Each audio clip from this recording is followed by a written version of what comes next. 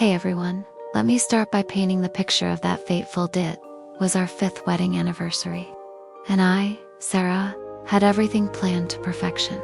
Mike and I had been together since college. You know, that classic story of meeting in a crowded lecture hall, sharing notes, and falling head over heels.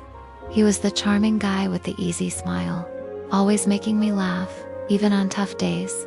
We'd built a cozy life in our little suburban home in Seattle, with a dog named Buddy and dreams of starting a family soon. That evening, I left work early, my heart buzzing with excitement. I stopped at the florist for his favorite red roses, then picked up ingredients for homemade lasagna's absolute weakness. As I pulled into the driveway, rain pattered softly on the windshield, adding to the romantic vibe.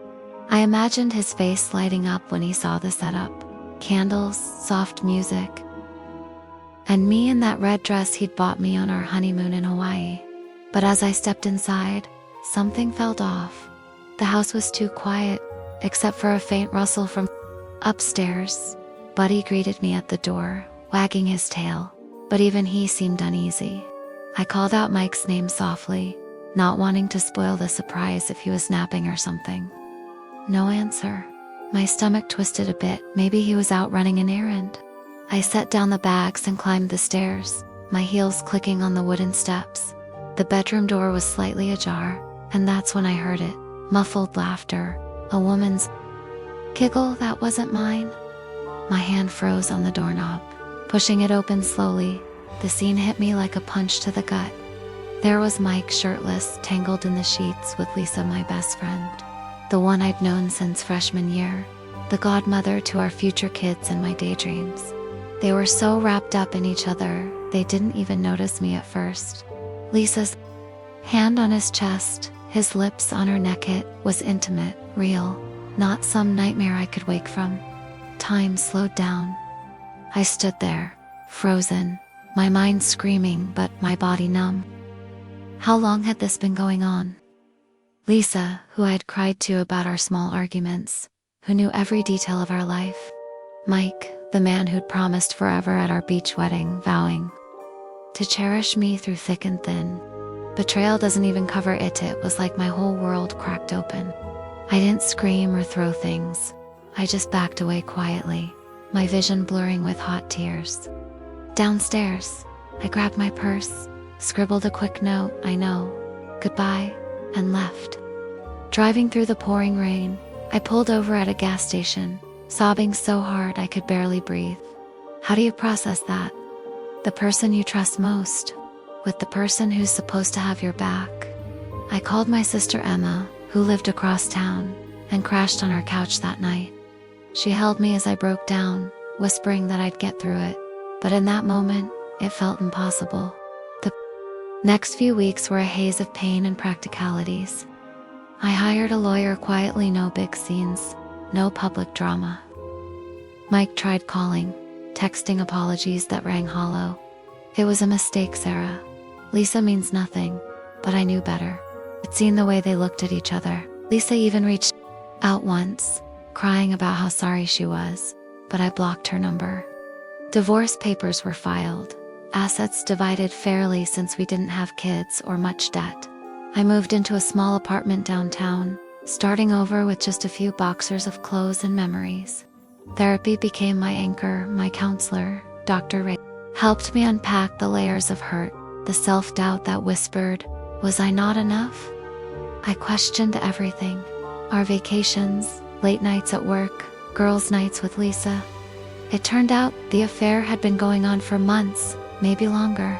Friends were shocked when I told them. Some took sides, others faded away. Then Emma and a couple of loyal ones stuck by me, bringing wine and takeout, reminding me I wasn't alone. As months turned into the first year, I focused on rebuilding. I quit my dead-end marketing job and enrolled in online courses for counseling, ironic, right? Helping others heal from what broke me. I started journaling, painting as a hobby, and even adopted a cat named Whiskers for company. There were bad days, like seeing Mike and Lisa's engagement announcement on social media. I unfollowed everyone after that. But slowly, the ache dulled. I dated casually, nothing serious, learning to trust my gut again. Life wasn't perfect, but it was mine. Little did I know, 8 years down the line, fate had one more twist in store. Asterisk, fast forward a bit, and those early post-betrayal days turned into years of quiet transformation. I remember waking up in that tiny apartment, sunlight filtering through cheap blinds, thinking, okay, Sarah, what's next? Therapy with Dr. Reyes was a game changer. She didn't just listen. She challenged me to face the anger, the grief, the what-ifs. Betrayal isn't about you, she'd say. It's their choices reflecting their flaws. It took time to believe that. I threw myself into my studies, earning a certification in trauma counseling. My first job was at a community center, leading support groups for women dealing with loss, divorce, infidelity, you name it.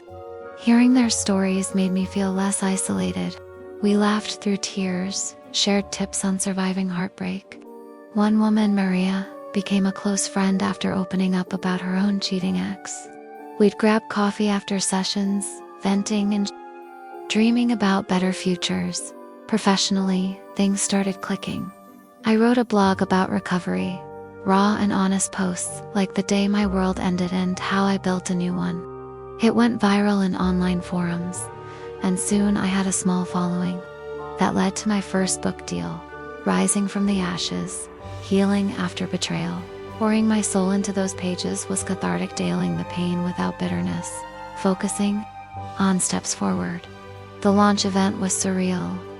Old friends showed up, strangers hugged me, saying my words saved them. Financially, it stabilized me. I bought a cozy condo overlooking the park, decorated it with my paintings and plants. Whiskers ruled the roost, curling up on my lap during late-night writing sessions. Dating, it was tentative at first. Flops guys who reminded me too much of Mike's charm without substance. Then I met Alex at a bookstore event. He was a teacher, kind-eyed and genuine, asking thoughtful questions about my book. Our first date was simple, picnic in the park. Talking for hours about life, dreams, and even past hurts. He shared his own story of a tough breakup, and it felt safe, real. Meanwhile, I heard bits about Mike and Lisa through mutual friends, nothing direct, just whispers. They got married quickly, had a kid, bought a house. Part of me stung, but I focused on my growth. I expanded my practice, hosting retreats in the mountains where women could hike, journal, and heal together. One retreat stands out. A participant named Jenna broke down, sharing her affair story. By the end, she was smiling, empowered. That's when I knew I'd turned my mess into a mission. Emotions ran high those years, lonely nights questioning if I'd ever trust again. Joyful moments like Alex's proposal on a beach at sunset, echoing my old wedding but feeling so different, so right. We married quietly, just close family and friends, vowing honesty and support. Life felt full, our home filled with laughter, weekend adventures, and Buddy, who I'd kept after the split, chasing whiskers around. But shadows of the past lingered subtly. I'd see a couple arguing in a cafe and flash back, or hear a song from our old playlist and pause. Therapy continued, helping me process without dwelling. 8 years in, I was thriving. Book sales steady, retreats booked out, Alex and I talking about adopting. Then, one ordinary Tuesday, my phone rang with an unfamiliar number. I almost ignored it, but something nudged me to answer. Sarah, it's Mike. His voice cracked, older, weary. My heart skipped. After all this time, he begged to meet, saying he needed to talk. Curiosity mixed with caution. Alex encouraged me. Closure if you want it. We agreed on a neutral spot, a quiet coffee shop downtown. As I walked in, nerves buzzing, there he was, graying hair, lines etched deep, looking like life had worn him down hard. Asterisk, sitting across from Mike in that bustling cafe, the air thick with unspoken history, felt surreal. He fidgeted with his coffee cup, eyes downcast, while I sipped my latte steadily. You look great, Sarah, he started, voice shaky. I've followed your work a bit, your book, the retreats. Proud of you. I nodded politely, waiting. He dove in. The affair with Lisa wasn't a fling. Spiraled into a toxic marriage. Gay fought constantly. Scandals at his job from her meddling, debt piling up. Their son, now 6, was caught in the crossfire. Lisa left him last year for someone. Elsie Roney at its finest. Health scares followed. A heart murmur from stress. Therapy he resisted until rock bottom. I lost everything, he admitted, tears welling. Kay, mostly, I lost you because of my stupidity. He recounted regrets, how he'd taken my love for granted, how Lisa's excitement faded into resentment. Dropping to his knees right there, people staring, he begged, "Please, Sarah, give me another chance. I've changed. You're the one I never stopped loving." Emotions flooded me, anger flickering, pity stirring, but mostly calm resolve. I'd imagined this moment in dark times, rehearsing sharp words or cold dismissal. But growth changes you. I helped him up gently, ignoring the whispers around us. "Mike, sit down. Let's talk like adults." I shared my journey, the pain he caused, how it nearly broke me, but how it forged strength. "I forgive you," I said finally, meaning it. Not because it erases what happened, but for my peace. Carrying hate only hurts me. His eyes widened in relief and shock. I advised therapy seriously, sharing Dr. Reyes' contact, urging him to heal. For his son, build a life worth living, Mike. Not for me, but for you. He nodded, wiping his face, promising to try. As we parted an awkward hug, he whispered thanks. Walking out into the crisp air, I felt lighter, free. Back home, Alex held me as I recounted it all. "You handled that with grace," he said, kissing my forehead. That night, emotions swirled. A tinge of sadness for Mike's brokenness, but overwhelming. Gratitude for my path. The amazing part? My life blossomed even more. The book got a sequel deal, retreats expanded nationwide, and Alex and I adopted a little girl, Mia, whose giggles filled our home. I mentored Mike indirectly.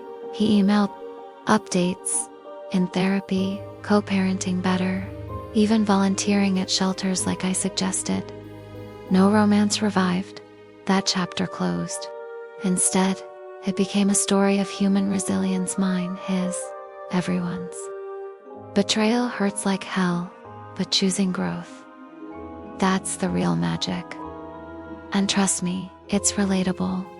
We've all faced pain, but rising above, finding purpose in love, again, that's what keeps us going.